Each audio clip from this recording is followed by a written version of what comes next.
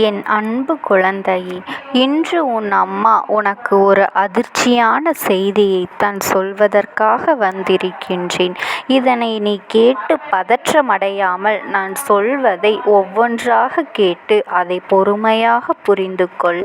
கணவனை இழந்த அல்லது கணவனை விட்டு பிரிந்த ஒரு பெண்ணால் உன்னுடைய வாழ்க்கையை இன்று சூனியமாகி நின்று கொண்டிருக்கின்றது. என் தங்கமே, அம்மா சொல்கின்ற விஷயம் யார் என்று முதலிலேயே நான் சொல்லிவிட்டேன்.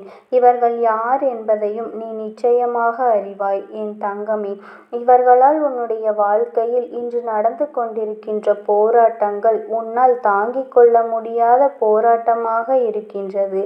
வாழ்வா சாவா என்கின்ற மனநிலையில் என் பிள்ளை நீ இருந்து கொண்டிருக்கின்றாய்.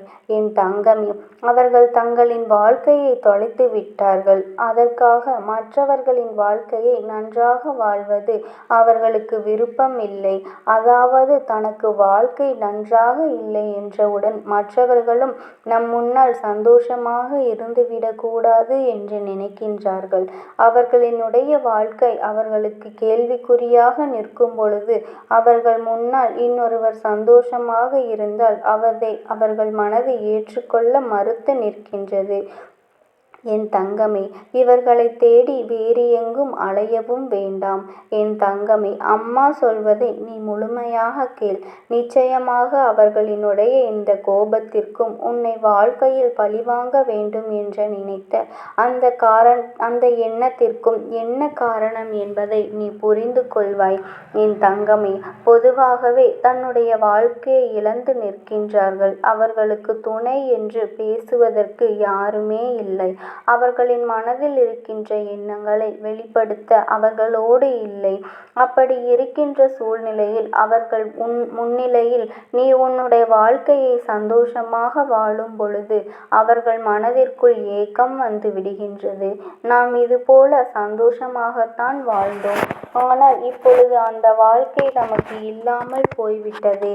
நம்மை இந்த விஷயங்கள் எல்லாம் ஞாபகப்படுத்தாமல் இவர்கள் இருக்கலாமே என்றுதான் அவர்கள் நினைக்கின்றார்கள்.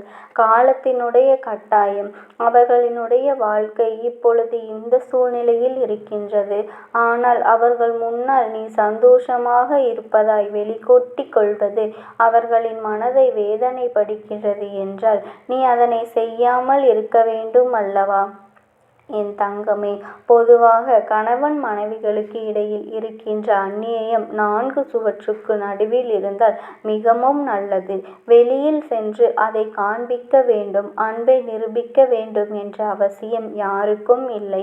அதே நேரத்தில் இது போன்ற ஒருவரினுடைய வாழ்க்கை கேள்விக்குறியாக நிற்கும் பொழுது அவர்கள் முன்னால் நின்று கொண்டு நீ சந்தோஷமாக இருப்பதை உணர்த்தினால் அவர்கள் காயப்படுத்துவது மட்டுமல்லாமல் அவர்களின் மனதையும் ரணமாக்குகின்றாய் என்பது ஏன் உனக்கு புரியவில்லை? என் தங்கமே, என் பிள்ளையாகிய நீ யாருடைய மனதையும் கஷ்டப்படாமல் தானே வைத்திருக்க வேண்டும். இன்னொரு விஷயத்தில் பார்த்தால் அவர்கள் நினைக்கலாம், நம் வாழ்க்கைதான் இப்படி ஆகிவிட்டது, அவர்களாக சந்தோஷமாக இருக்கட்டும் என்று பெருந்தன்மையோடு அவர்கள் நினைக்கலாம். ஆனால் அந்த பெருந்தன்மை அவர்களிடத்தில் இல்லை என்றால் குற்றம் உன் மீது திரும்பிவிடும் அல்லவா? நீ இந்த வாழ்க்கையை எப்படி வாழ்கின்றாய், நீ என்னவெல்லாம் செய்கின்றாய் என்பதை கண்காணிப்பதே அவர்களின் வேலையாக மாறிவிட்டது. அது மட்டுமல்லாமல் எங்கு செல்கின்றாய், என்னவென்றாம் செய்கின்றாய் என்று எப்பொழுதும் உன்னை பற்றியே நீ என்ன செய்கின்றாய் என்பதை கண்டுபிடித்து மற்றவர்களிடம் சொல்லி உனக்கு ஆணையச்சுகளையும் பேச்சுகளையும் வாங்கி தருவதிலேயே அவர்களின் நேரத்தை பெரிதாக செலவிட்டு வருகின்றார்கள். என் குழந்தையே, இவை எல்லாவற்றிற்கும் அடிப்படை காரணம் என்ன தெரியுமா? கணவனை இழந்தவர்களுக்கு நீ உறுதுணையாக நல்ல நட்பாக இருந்திருப்பாய். ஆனால் நல்ல ஆறுதலாக இருந்திருப்பாய். ஆனால் இந்த பிரச்சனைகள் உன் வாழ்க்கையில் வராது.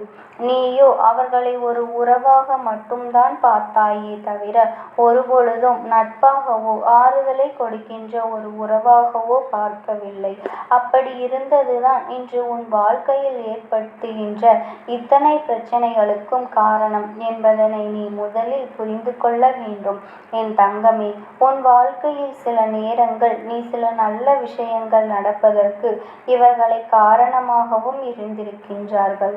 உன்னுடைய சந்தோஷத்திற்கு இவர்கள் பெரிய துணையாக இருந்திருக்கின்றார்கள். ஆரம்பத்தில் உன்னுடைய வாழ்க்கை நீ நினைத்ததை அடைவதற்கு மிகப்பெரிய அளவில் உனக்கு ஒரு துணையாக இருந்திருக்கின்றார்கள். ஆனால் இன்று அவர்களின் வாழ்க்கை தலைகீழாக மாறிய பொழுது அவர்களுக்கு என்ன செய்வது என்றே தெரியவில்லை. மனதளவில் பாதிக்கப்பட்டதினாலே என்னவோ உன்னுடைய சந்தோஷத்தை அவர்கள் ஏற்கவில்லை. அவர்கள் இந்த வாழ்க்கையை இப்பொழுதே முடித்து கொள்ளலாம் என்று நினைத்த காலமும் ஒரு நாள் உண்டு. ஆனால் அவற்றையெல்லாம் இப்பொழுது தாண்டி வந்து எப்படியாயினும் இருக்க வேண்டும் என்கின்ற மனநிலை இருக்கும் பொழுது, என் தங்கமே, உன்னால் முடிந்த அளவிற்கு ஆறுதலை அவர்களுக்கு கொடுக்க வேண்டுமே தவிர ஒருபோதும் அவர்களின் மனதில் காயங்களை ஏற்படுத்தும் விதமாக நடக்கக்கூடாது. அதற்காக உன் அம்மா உன் துணையோடு உன்னை சிரிக்கவே கூடாது, சந்தோஷமாக இருக்கவே கூடாது என்று சொல்லவில்லை. அவர்கள் இருக்கின்ற இடத்தில் எந்தவிதமான சந்தோஷங்களும் மற்ற அன்பையும் வெளிக்காட்டுவதும் வேண்டாம் என்றுதான் நான் சொல்கின்றேன். அம்மா சொல்வது உனக்கு வேடிக்கையாக இருக்குமானால் உன் கண்களை மூடி ஒரு முறை சிந்தித்துப் பார். இப்பொழுது அவர்கள் இருக்கின்ற இடத்தில் நீ இருக்கின்றாய், நீ இருக்கின்ற இடத்தில் அவர்கள் இருக்கின்றார்கள் என்றால் ஒரு நிமிடம் சிந்தித்துப் பார். யாரும் இல்லாத ஒரு மனநிலை, சுற்றி நம்மோடு இருந்த உறவுகள் எல்லாம் இல்லாமல் சென்று தனிக்காட்டில் தவிக்க விட்டது போன்ற ஒரு உணர்வு. இப்படி இருக்கும்போது அவர்களுக்கு அதிகம் தேவைப்படுவது ஆறுதல் மட்டும்தான். அந்த ஆறுதல் அவர்களுக்கு கிடைக்கவில்லை என்றால் என்னுடைய எண்ணங்கள் மற்றவர்கள் மீது திரும்பத்தான் செய்யும். நம் மீது யாரெல்லாம் அக்கறை காட்டுகிறார்கள் என்பதை தேடி தேடி அவர்கள் பார்த்து கொண்டிருக்கின்ற நேரத்தில் அவர்களின் மனதை ரணமாக்கும் விதமாக இது போன்ற செயல்களை எல்லாம் நடந்துவிடக்கூடாது என்று நினைக்கின்றார்கள். என் தங்கமே, ஒரு பக்கம் அவர்களிடத்தில் இத்தனை நியாயங்கள் இருந்தாலும் என் குழந்தைக்கு வாழ்க்கையில் ஒரு மிகப்பெரிய சந்தோஷமே நம்முடைய துணையோடு இருக்கின்ற அந்த சந்தோஷம்தானே.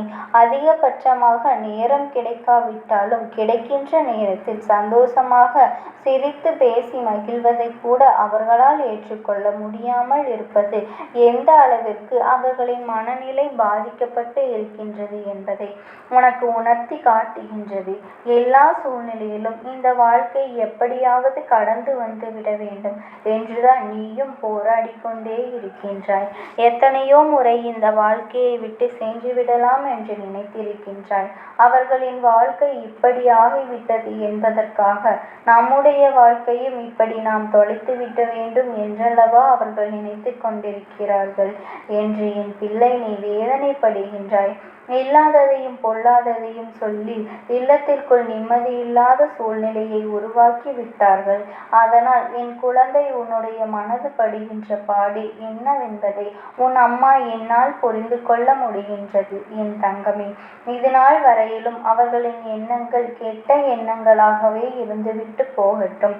ஆனாலும் என் தங்கமே, அவர்களை மாற்ற முடியாது என்பது எளிதான விஷயம் அல்ல. ஆனால் உன்னை நிச்சயமாக மாற்ற முடியும். உன்னால் தான் உன்னை மாற்ற முடியும். அப்படியானால் நீ என்ன செய்ய வேண்டும் தெரியுமா? எப்பொழுதுமே அவர்களுக்கு ஒரு ஆறுதலாக நீ இருக்க வேண்டும். எந்த சூழ்நிலையிலும் நீ அவர்களுக்கு கை கொடுப்பாய் என்ற நம்பிக்கை அவர்களுக்கு கொடுக்க வேண்டும். அப்படி அந்த நம்பிக்கையை நீ கொடுக்கும் பொழுது அவர்கள் வாழ்க்கை இனிமேல் எந்த சூழ்நிலையிலும் துணை இல்லை என்ற ஏக்கமே அவர்களுக்குள் வராமல் மாறிவிடும். இந்த ஒரு மனநிலையை மட்டும் நீ அவர்களுக்கு கொடுப்பாயானால் அவர்கள் உன்னுடைய சந்தோஷத்தை கண்டு ஒரு நாளும் மனம் விரும்ப மாட்டார்கள். நமக்குத்தான் இந்த நிலைமை, நீயாவது சந்தோஷமாக இரு என்று மனதார சொல்வார்கள்.